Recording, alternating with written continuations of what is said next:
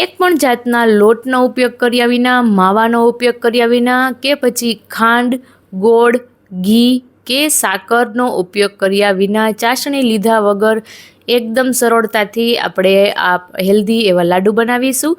એક લાડુ જો તમે ખાઈ લેશો તો આખો દિવસ એનર્જેટિક ફીલ કરશો, હાડકાં લોખંડ જેવા મજબૂત થશે અને ડેલી જે ન્યુટ્રિયન્ટ્સની રિક્વાયરમેન્ટ્સ હોય છે તે પણ ફૂલફિલ થશે અને સ્વાદિષ્ટ એટલા કે એક ખાશો તો બે ખાવાનું મન થઈ જશે. Hello friends, welcome to my YouTube channel જિજ્ઞાસ food series Gujarati. તો મોઢામાં મૂકતા જ પીગળી જાય એવા ટેસ્ટી અને હેલ્ધી લાડુ. તો આમાં આપણે ખાંડ કે ગોળના ઉપયોગ વગર પીનટ બટરથી બનાવીશું અને પીનટ બટરની રેસિપી પણ આ જ વિડીયોમાં શેર કરીશ. તો અહીંયા પર માંડવીના બિયાને આપણે સારી રીતે રોસ્ટ કરી લઈશું. એક પેનની અંદર થોડા પિસ્તા, થોડા મગજતરીના બીજ, થોડા પમ્પકિન સીડ, સનફ્લાવર સીડ અને બ્લેક તલ, સફેદ તલનું મારી પાસે મિશ્રણ હતું તો એ એડ કર્યું છે. તેની સાથે થોડા બદામ અને કાજુ. તો બધી વસ્તુને આપણે ડ્રાય રોસ્ટ કરવાની છે. આપણે આ રેસિપીમાં 1 ચમચી ઘીનો પણ ઉપયોગ નથી કરતા. તો એકદમ બધું સારી રીતે આપણે મિક્સ કરી દઈશું. જો તમે ઈચ્છો તો કોઈ પણ સીડ્સ કે પછી નટ્સ આમાં એડ કરી શકો છો અથવા તો કંઈ પણ રિમૂવ કરી શકો છો. તે ટોટલી તમારા ઉપર છે. હવે આપણે આમાં પીળી કિશમિશ અને સાથે 2 અંજીરના ટુકડા મેં આમાં એડ કરેલા છે. તો સ્વીટનેસની માટે તમે ખજૂરનો પણ ઉપયોગ કરી શકો છો. હું અહીંયા પીળી દ્રાક્ષ અને અંજીરનો ઉપયોગ કરું છું. પીળી દ્રાક્ષને પણ આપણે સારી રીતે રોસ્ટ કરી લઈશું. અહીંયા પર એર ફ્રાયર છે તો મેં જે શિંગદાણા હતા તેને એર ફ્રાયરની અંદર જ રોસ્ટ કર્યા છે. 3 મિનિટની અંદર સરસ એવા રોસ્ટ થઈ ગયા છે. અહીંયા તમે જુઓ તો આના ફોતરા એકદમ આસાનીથી નીકળી જાય છે. તો આપણે આમાંથી હોમમેડ પીનટ બટર બનાવવાના છીએ. ઘણીવાર એવું થાય કે પીનટ બટર ખાવાની ઈચ્છા થાય પણ માર્કેટમાંથી લઈ આવીએ એટલે તેમાં પ્રેઝર્વેટિવ્સ તો હોય ને હોય જ. ગમે તેટલો દાવો કરે કે આ શુગર ફ્રી છે કે પછી પ્રેઝર્વેટિવ્સ નથી કે પછી કાંઈ પણ હોય તો ઘર જેવું તો તે બનતું જ નથી. હા, બહારનામાં થોડો સ્વાદ વધારે આવે છે કારણ કે તેમાં તેના સ્વાદ માટેના અમુક એવા રસાયણો ઉમેરવામાં આવે છે. એટલે જો ઘરમાં કોઈ નાનું બાળક હોય અને પીનટ બટર ખાવાની જીદ કરે તો આ રીતે તેને ઘરે જ બનાવીને આપવું.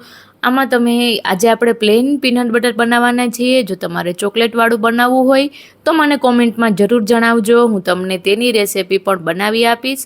અથવા તો જે આ પીનટ બટર બનાવીએ છીએ તેમાં કોકો પાવડર, ચોકલેટ અને બધું એડ કરી સરસ રીતે તમે ચોકલેટી પીનટ બટર એડ બનાવી શકો છો. અને આની અનેક રેસિપીઓ છે મારી પાસે, કોમેન્ટ કરજો, હું તમને જરૂરથી શેર કરીશ. તો હવે આપણે મગફળીના ફોતરા આસાનીથી અલગ કરી લીધા છે અને મગફળી પણ ઠંડી થઈ ગઈ છે. તો આને મિક્સી જારમાં આપણે નાખી અને ચલાવી લઈશું. વચ્ચે આમાં મેં થોડું 1 ચપટી જેટલું મીઠું નાખ્યું છે જેથી એકદમ નટી અને ટેસ્ટી એવો ફ્લેવર આવશે. તમે જુઓ તો 3 થી 4 વખત મેં ચલાવ્યું છે. ત્યારબાદ આની કન્સિસ્ટન્સી કંઈક આવી છે. હવે આમાં સ્વીટનેસ માટે હું અહીંયા પર 1 ચમચી જેટલું મધ એડ કરું છું. મધથી સ્વીટનેસ તો આવશે પણ આનું ટેક્સચર છે તે પણ સરસ એવું થઈ જશે.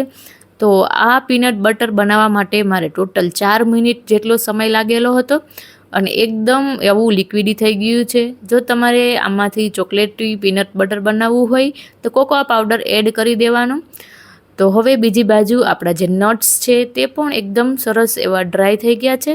અને તમે જુઓ તો આપણે અંજીર અને જે કિશમિશ હતી તેને પણ રોસ્ટ કરી લીધી હતી. તો તેથી એનો એક અલગ જ ફ્લેવર આવ્યો છે. એનો જે ઓરિજિનલ ફ્લેવર છે એ આપણી આ મીઠાઈમાં આવવાનો છે.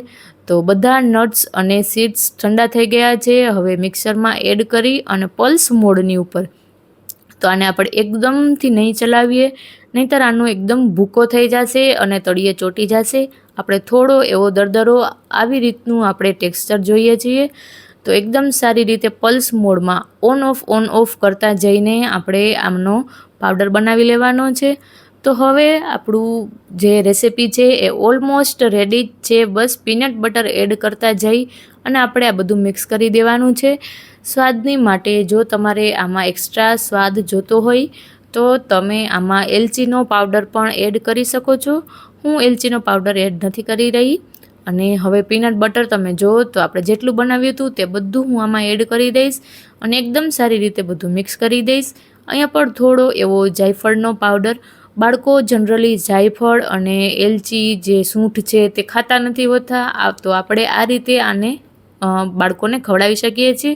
થોડો આમાં સૂંઠનો પાવડર અને થોડું એવું મધ 1 ચમચી.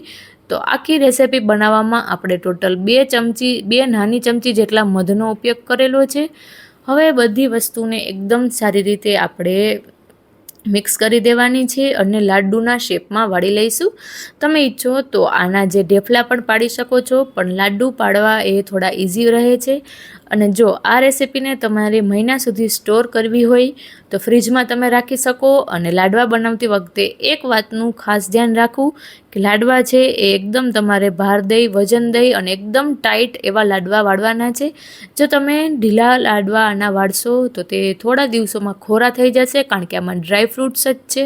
એટલે એકદમ પ્રેસ કરી અને સરસ રીતે આવા લાડવા વાળી લીધા છે.